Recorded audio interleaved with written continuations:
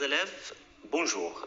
J'espère que vous allez bien. Ravi de vous rencontrer encore une fois. Sauf que cette fois, on va essayer de voir un exemple d'application qui permettant de préparer notre examen de baccalauréat.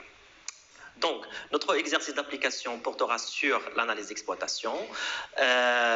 On va commencer donc par la lecture de l'exercice. OK.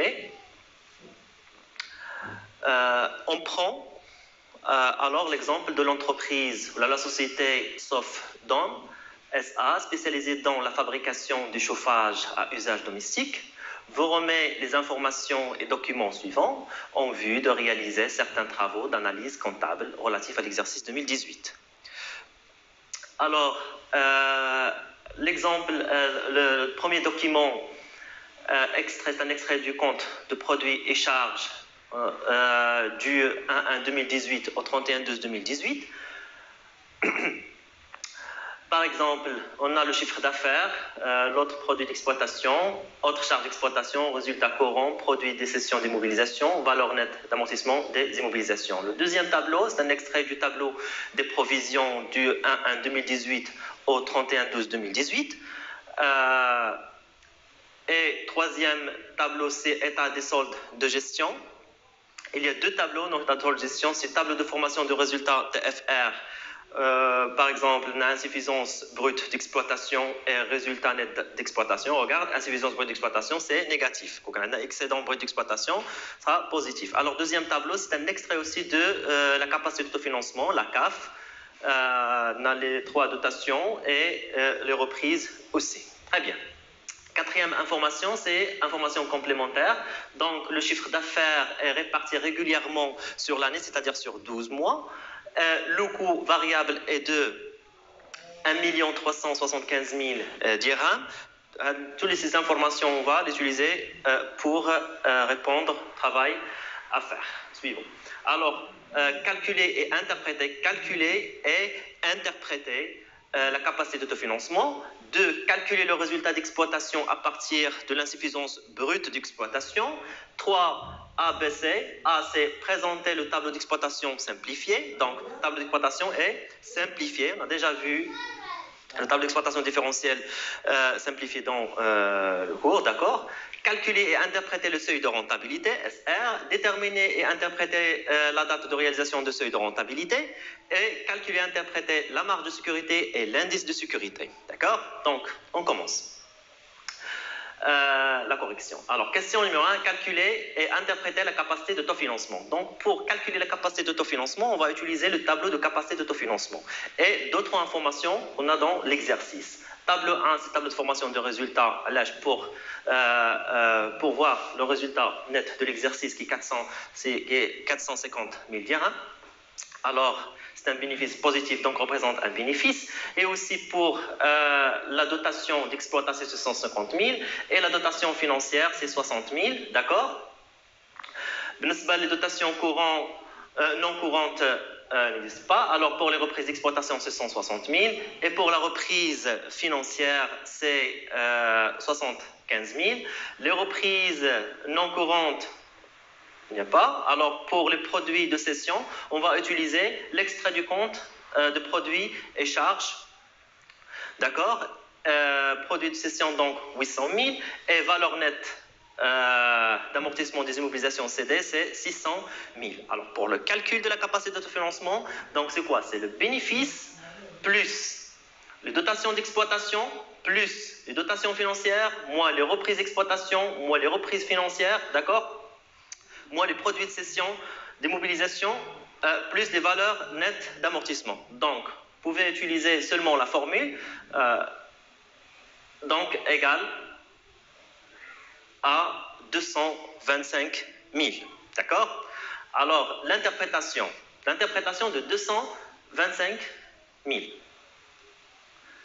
225 000, c'est-à-dire que l'entreprise Sofdom SA a généré une ressource interne. Donc, la capacité de financement représente des ressources internes de l'entreprise de 225 000 dirhams en 2018.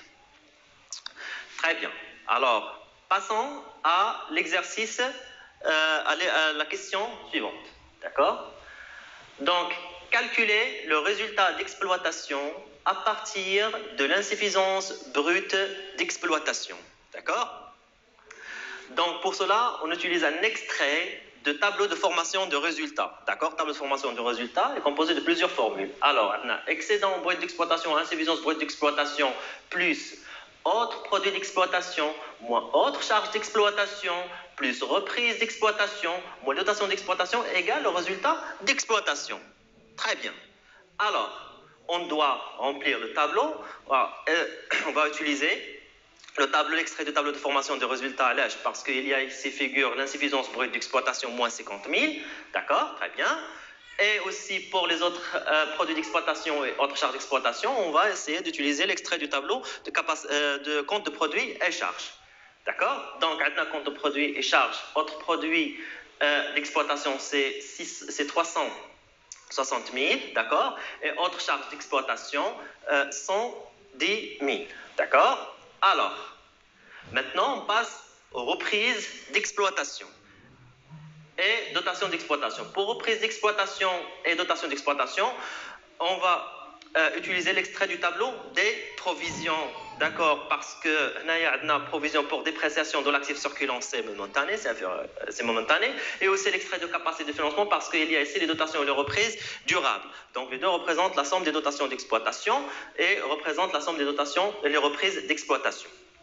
Alors donc, la reprise d'exploitation, c'est quoi? C'est 160 000 plus 20 000. C'est 160 000 plus 20 000. D'accord? Ça donne 180 000. D'accord?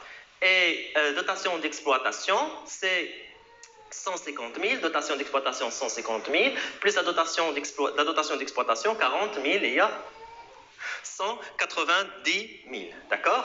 Donc, ça donne 190 000. Alors, donc, le résultat d'exploitation, c'est quoi? Le résultat d'exploitation, c'est moins 50 000, d'accord? Plus 360 000, moins 110 000, plus 180 000 et moins 190 000. Les attentats, d'accord? Le résultat, il y a 190 000. C'est clair? Très bien. Donc, passons maintenant à l'exercice, à la question suivante, 3A. Présenter le tableau d'exploitation différentielle simplifié. Donc, le tableau d'exploitation différentielle simplifié. Donc, on a déjà vu l'exemple du tableau d'exploitation différentielle simplifié dans le cours, d'accord? Donc, il est présenté de cette façon, fait seulement le chiffre d'affaires, le coût variable, la marge sur coût variable, le coût fixe et le résultat courant. Donc, la première chose, la première étape à faire, c'est de remplir le tableau à partir des extraits qu'on a déjà dans l'énoncé. Alors, on a le chiffre d'affaires qui est égal à 2 500 000 à partir d'extrait du tableau de capacité de compte de produits et charges, et aussi le coût variable à partir des autres informations complémentaires, et aussi le résultat courant d'ailleurs à partir du tableau d'extrait du compte de produits et charges. D'accord? Donc, pour le calcul de la marge sur le coût variable, on utilise la formule de la marge sur coût variable, ça on a fait déjà. Donc, marge sur coût variable égale le chiffre d'affaires moins coût variable. D'accord? Alors, application numérique. Maintenant, deux chiffres d'affaires, c'est 2 500 000, moins le coût variable, les 1 375 000, d'accord? Le résultat, il y a 1 125 000. 125 000, d'accord? Très bien. Le coût fixe. Alors, le coût fixe, là j'ai une formule de coût fixe ici parce que le coût fixe c'est quoi? C'est le produit fixe moins, c'est les charges fixes moins les coûts fixes, d'accord? On n'a pas ni produit fixe ni coût fixe, donc on va utiliser autre formule. Il y a le résultat courant, les résultats courants égale la marge sur coût variable moins coût fixe, d'accord? Alors, le coût fixe égale la marge sur coût variable moins le résultat courant. D'accord? Application numérique. La marge sur coût variable déjà calculée. c'est 1 125 000 moins 585 000, et il y a le résultat courant. Égal, le résultat c'est 540 000. D'accord? Très bien. Donc, il manque ici de calculer le pourcentage. Alors, le pourcentage du chiffre d'affaires, le pourcentage, c'est-à-dire le taux de coût variable, et aussi le taux de marge sur coût variable. Alors, le chiffre d'affaires, c'est toujours 100%, d'accord? Alors, pour le taux de coût variable, le coût variable sur chiffre d'affaires fois 100, d'accord? Et aussi la marge sur coût variable, le taux de marge sur coût variable, il y a la marge sur coût variable sur le chiffre d'affaires fois 100, d'accord? Donc, après le calcul, on trouve 55%, et pour le taux de marge sur coût variable, 45%. C'est clair? Oui. Très bien. Alors, passons maintenant à 3B. Calculer et interpréter le seuil de rentabilité SR. Donc, pour le calcul du seuil de rentabilité, on a deux formules. D'accord? Deux formules. Seuil de rentabilité égale le coût fixe sur taux de marge sur coût variable, ou seuil de rentabilité égale coût fixe fois le chiffre d'affaires sur la marge sur coût variable. Donc, on va utiliser la première formule, par exemple. Alors, on a le seuil de rentabilité de l'application numérique égale le coût fixe déjà calculé au moins 540 000 sur le taux de la marge sur coût variable, 0,45. OK, égale 1 200 000. Alors, calculer et interpréter. L'interprétation, à partir de 1 200 000 dirhams, l'entreprise commence à réaliser des bénéfices. C'est-à-dire, à partir même du chiffre d'affaires critique, l'entreprise commence à réaliser des bénéfices. D'accord? Très bien. Passons 3C. Déterminer et interpréter la date de réalisation du seuil de rentabilité. Donc, après le calcul du seuil de rentabilité, on doit déterminer la date de réalisation du seuil de rentabilité. D'accord? Très bien. Alors, la date de réalisation du seuil de rentabilité, c'est le point mort. C'est clair?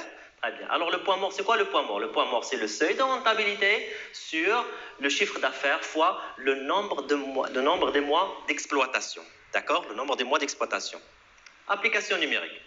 Le point mort, donc 1 200 000 dirhams sur le chiffre d'affaires, les 2 500 000 dirhams. D'accord? Fois 12. Pourquoi 12? Parce que le chiffre d'affaires est réparti sur 12 mois. D'accord? Donc égal à 5,76 mois. Donc c'est-à-dire quoi? 5, c'est 5 mois, mais 0,76, c'est quoi 0,76? C'est 23 jours. Comment on a calculé à 23 jours? C'est 0,76 fois 30 jours, parce que le mois fait 30 jours, égale 22,8. C'est-à-dire 23 mois, c'est 22 jours et 0,8 le jour suivant, c'est-à-dire 23 jours. D'accord? Donc, la date de réalisation de seuil de rentabilité est le 23/6/2018. Alors, le 23/6, pas 5, parce qu'on a 5 mois et 23 jours le mois 6. D'accord? Donc, c'est pour ça, 23/6/2018. Clair? Très bien. Alors, passons à l'interprétation. Bien sûr, il faut interpréter la date de réalisation de seuil de rentabilité. C'est-à-dire quoi? C'est à partir du 23/6/2018, l'entreprise a commencé à réaliser des bénéfices. Donc, l'entreprise commence à réaliser des bénéfices à partir du 23/6/2018. D'accord? Très bien. Donc, passons maintenant à la dernière question. D'accord? Il y a déterminer. Désolé, il y a une remarque. Alors, dans le cas où l'entreprise travaille uniquement 11 mois durant l'année, un mois, congé par exemple, elle ferme un mois dans l'année, d'accord? Donc, il ne peut pas tenir compte du mois de fermeture dans le décompte du point mort, c'est-à-dire que le calcul nombre de mois des exercices, nombre de mois d'exploitation égale, 12, égale à 11. D'accord? Égale à 11. Merci de faire attention dans l'examen, s'il vous plaît. Alors, passons à la dernière question maintenant. 3D. Calculer et interpréter la marge de sécurité et l'indice de sécurité. Donc, la marge de sécurité et l'indice de sécurité. Alors, là, on peut utiliser un tableau pour simplifier, organiser un peu la feuille d'examen. Alors, on a la marge de sécurité. Alors, la marge de sécurité est le chiffre d'affaires moins seuil de rentabilité. La formule, application numérique. Chiffre d'affaires, c'est 2 500 000, moins seuil de rentabilité déjà calculé, 1 200 000, d'accord? Résultat, il y a 1 300 000, d'accord? Alors, il faut commenter la marge de sécurité.